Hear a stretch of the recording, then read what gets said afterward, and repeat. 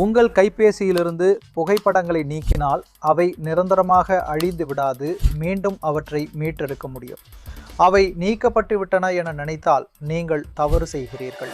உங்கள் போனில் Google photo செயலி உள்ளது. உங்கள் புகைப்படங்கள் அதில் சேமித்து வைக்கப்படும். தனிப்பட்டவை, நீக்கியவை என அனைத்தும் அங்கே சேமிக்கப்பட்டிருக்கும். அவற்றை பார்வையிட போனில் குரோம் சென்று கூகுள் போட்டோஸ் என தேடி பார்க்கவும். நீங்கள் கூகுள் போட்டோஸில் மீண்டும் உள்நுழைய வேண்டும்.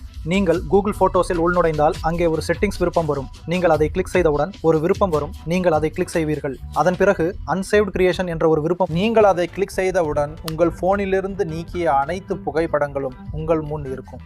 நீங்கள் நீக்க விரும்பாத ஒரு புகைப்படம் நீக்கப்பட்டிருந்தால் அங்கிருந்து நீங்கள் அதை மீட்டெடுக்கலாம்.